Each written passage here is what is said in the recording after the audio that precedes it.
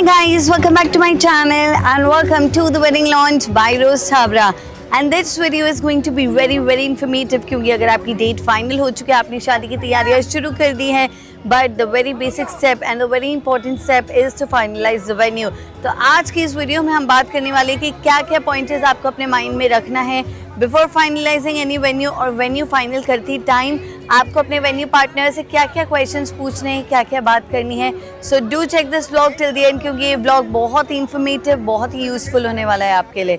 So the very first point is finalise your guest count. आप सबसे पहले अपना गेस्ट काउंट अपने दिमाग में रखिए कि कितने गेस्ट आप इनवाइट करने वाले हैं। क्या ये इंटीमेट वेडिंग है या फिर एक बिग फैट ग्रैंड वेडिंग है, तो उस हिसाब से आप अपना वेन्यू फाइनल कर सकते हैं।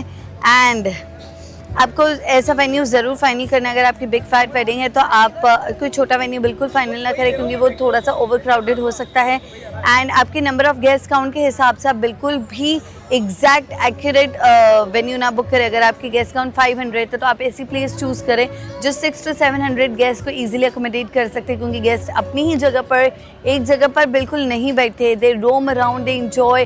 किसी को डांस करना होता है, कोई फूड एरिया में ज़्यादा टाइम स्पेंड करना पसंद करता है, तो आप बिल्कुल इस बात का ध्यान रखें आप थोड़ी सी एक्स्ट्रा स्पेस ज़रूर छोड़ें अपने गेस्ट के लिए। And now the next one, your budget allocation. यार वो तो सबसे इंपॉर्टेंट पॉइंट है। आपका जितना बजट रहता है उस हिसाब से हम वेन्यू फाइनल कर सकते हैं। आज बहुत सारे ऐसे वेन्यूज़ हैं जो लैक्स और CRs में डील करते हैं, तो आपको चेक करना है कि पहले आप अपना बजट कितना स्पेंड करना चाहते हो वेन्यू पर। And then the function types. आपको क्या अपने एक ही वेन्यू पर अपने सारे फंक्शंस करने हैं या फिर आप अलग अलग वेन्यूज़ प्लान कर रहे हो अपने अलग फंक्शंस के लिए। क्या आप हल्दी मेहंदी एक साथ में कर रहे हो या फिर हल्दी अलग, मेहंदी अलग, संगीत अलग, कार्निवल अलग, इस टाइप से आप अपने अलग अलग फंक्शंस कर रहे हो।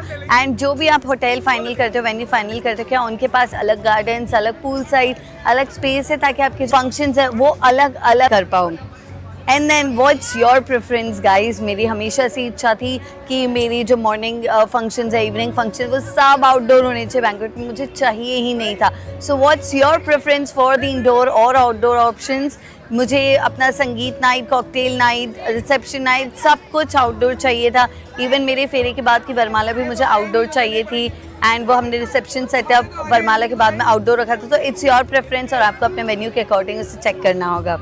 Then city and accessibility.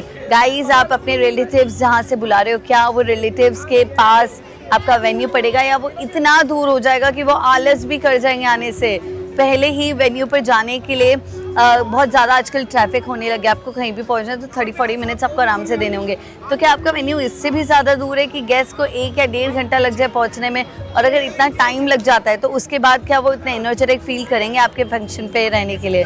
सो आपको इस चीज़ का भी ज़रूर ध्यान रखना है। एंड आपके जो वेन्यू है वहाँ पर क्या इतने रूम्स हैं जो आपके सारे गेस्ट को एक साथ अकोमोडेट कर लें, या फिर आप प्लान कर रहे हो कि सिर्फ जो बाहर के गेस्ट हैं हम उन्हें ही रूम्स देने वाले। तो एक बार आपको ये पॉइंट भी ज़रूर चेक करना है अपनी फैमिली के साथ में। And the next one very important, what's your wedding style guys. क्या आपको एक रॉयल वेडिंग चाहिए और you need a very chill pill wedding, या फिर आप एक नॉर्मल क्लासी वेडिंग चाहते हैं, या फिर you need the big fat royal wedding. उस हिसाब से भी आप वेन्यू अपना चूज़ कर सकते हैं। Yes, and now I am going to tell you few questions जो आप अपने वेन्यू पार्टनर के साथ ज़रूर पूछे before finalising the venue. What's the capacity and comfort.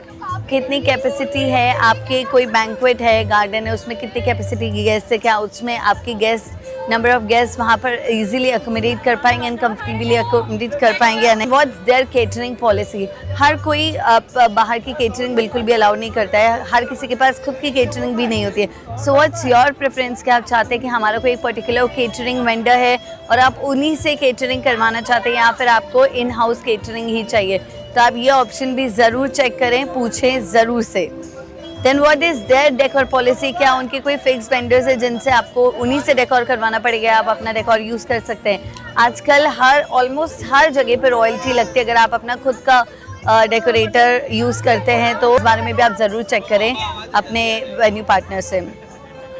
Then DJ music rules क्या क्या है। कहीं कहीं पर एकदम 11 बजे का टाइम लिमिटेशन रहता ही रहता है, एंड सिंधी फैमिलीज़ के लिए वो बिल्कुल नहीं चलता है, because Sindhis and Sardars are always late guys. तो उनको ऐसा कुछ वेन्यू चूज़ करना चाहिए जो लेट तक आपको अलाउ करें। And also there is one more thing, आजकल लाइसेंसेस के भी बहुत इशू हो गए। जो चेन होटल्स हैं वहाँ पर आपको PPL लाइसेंस लेना बहुत ही कंपलसरी है, नहीं तो आप कोई भी म्यूज़िक प्ले नहीं कर सकते हो। ये ऐसे हमने कॉर्पोरेट्स में अभी तक ज़रूर सुना था, बट ये वेडिंग्स में भी मैंने एक्सपीरियंस किया। Even at my wedding itself I paid 50,000 for the licence. सो आप इस बारे में भी ज़रूर चेक करें, अपने वेन्यू पार्टनर से ज़रूर पूछें। देन रूम्स एंड अकोमोडेशन, क्या जितने आपके गेस्ट रूम्स में रुकने वाले, क्या इस वेन्यू के पास उतने रूम्स हैं आपके गेस्ट को अकोमोडेट करने के लिए? अगर हम 2 की जगह 3 गेस्ट एक रूम में अकोमोडेट करना चाहें तो क्या उसके एक्स्ट्रा चार्जेस रहते हैं फॉर द एक्स्ट्रा बेड? आपको ये भी ज़रूर चेक करना है। And definitely the time slot, the event duration. कभी कभी होता है कि हम अगर कोई पूल साइड वेन्यू लेते हैं मॉर्निंग के लिए, लेकिन हमें उसे इवनिंग तक एक्सटेंड कराना होता है, तो क्या उसके एक्स्ट्रा चार्जेस पे करने पड़ सकते हैं आपको? क्या टाइम लिमिटेशन रहती है? क्या वो वेन्यू आपको सिर्फ 3 या 4 घंटे के लिए देंगे या उससे ज़्यादा भी देंगे? आप इस बारे में भी अपने वेन्यू पार्टनर से ज़रूर चेक करें। एंड मैं आपको कुछ ऐसी हिडन कॉस्ट भी बताने वाली हूँ जो वेन्यूज़ जनरली चार्ज करते हैं आपसे, एंड वो हमें जनरली आखिरी में पता चलता है, and it comes with not so happy surprise to us. So the hidden cost are taxes and service charge. Guys, वो सर्विस चार्ज भी एक्स्ट्रा पे करना पड़ता है, टैक्स अलग से हमें पे करना पड़ता है। तो आप पहले से ही उन्हें पूछें कि ये टोटल कॉस्ट है या फिर इसमें टैक्स इंक्लूसिव या एक्सक्लूसिव है। देन पावर बैकअप और जनरेटर कॉस्ट, गाइस ये भी बहुत इंपॉर्टेंट पार्ट होता है, क्योंकि पावर बैकअप के भी एक्स्ट्रा चार्जेस बहुत बार पे करने पड़ते हैं। जेनसेट के चार्जेस ही 10 से 15 हज़ार हो जाते हैं। देन सिक्योरिटी चार्जेस, एंड सबसे important if it's a cocktail, यार कॉर्केट चार्ज भी पे करना पड़ता है बहुत सारे होटल्स में। आप जो बॉटल लाते हो बाय करके पहले तो हमें हमारे उसी एरिया के वाइन शॉप से हमें बॉटल लेनी पड़ती है, और उसके पर बॉटल के चार्जेस भी अलग से होते हैं। And if you will comment, मैं इस बारे में एक एक्स्ट्रा सेपरेट वीडियो भी बना सकती हूँ अबाउट योर कॉकटेल्स, क्योंकि बहुत ही बड़ी लिस्ट होती है यार। इसमें भी लाइसेंस लगता है, इसमें बहुत सारी चीज़ें लगती है जो मुझे बहुत ज़्यादा ध्यान रखना पड़ा था। तो अगर आप कमेंट करोगे तो मैं इस बारे में भी एक स्पेशल वीडियो बनाऊंगी कि आप कॉकटेल है तो आपको क्या क्या चीज़ें कंपलसरीली लेनी पड़ेंगी। And then the next one, outside vendor fees. अगर आप आउटसाइड वेंडर कोई रखते हो तो उसकी क्या फ़ीस होती है? Stage, light, sound and also the valid parking. क्या वैलिड पार्किंग अलग से है या फिर इसी कॉस्ट में इंक्लूडेड है? आपको ये भी ज़रूर चेक करना है। एंड अब वेन्यू सिलेक्शन के रिगार्डिंग मैं आपको एक बहुत ही अमेजिंग और स्मार्ट टिप्स देने वाली हूँ जो आपको ज़रूर फॉलो करना चाहिए, जो बहुत सारे लोग मिस करते बट हमने बिल्कुल नहीं करी थी गाइस। सो सबसे पहली थिंग, अगर आपका इवेंट रात में है, आप रात में ज़रूर एक बार अपना वेन्यू विजिट करें आपकी वाइब चेक करने के लिए।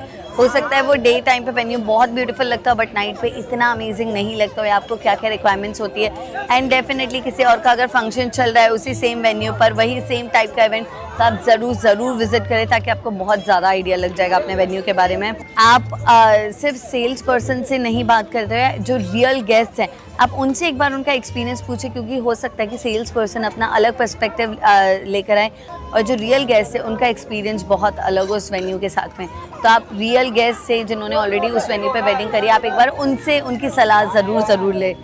And cancellation and refund policy, भगवान ना करे कभी कुछ हो, बट ये भी आपको पॉलिसी इनको चेक करना बहुत ज़रूरी है। कभी कभी वो 100% पे ही कैंसिल करते हैं, वो नॉन रिफंडेबल अमाउंट होता है जितना भी आपने पे करा, उससे एक बार आप इन पॉलिसीज़ के बारे में भी ज़रूर बात करें, ज़रूर चेक करें। इन पेमेंट की इंस्टॉलमेंट टर्म्स है या नहीं है, आपको पूरा पेमेंट एक साथ ही देना है जब आप फाइनल करें, तो आप इस बारे में भी अपने पेमेंट टर्म्स के बारे में भी ज़रूर चेक करें और ध्यान रखें। अगर आपकी गेस्ट लिस्ट एंड टाइम पे थोड़ी सी बढ़ती है, क्या वो फ्लेक्सिबल है उन गेस्ट को अकोमोडेट करने के लिए अपने केटरिंग में और अपना फूड उतना बढ़ाने के लिए? जनरली वो थोड़ा सा मार्जिन ज़रूर रखते हैं एक्स्ट्रा प्लेट्स का एंड एक्स्ट्रा फूड का, बट आप इस बारे में भी ज़रूर बात करके रखें। एंड डेफिनेटली आपका जो वेन्यू है आपकी पूरी वेडिंग की टोन को सेट करेगा, तो मेक श्योर आप इस पर बिल्कुल लीनियंट ना रहे, बिल्कुल लाइट ना रहे, और ये सारे पॉइंटर्स को ज़रूर चेक करें and make your wedding very comfortable for your guest. And अगर आप ऐसी टिप्स एंड ट्रिक्स और भी जानना चाहते हैं तो do subscribe to my channel Rose Chhabra, and thank you so much for watching the wedding launch by Rose Chhabra.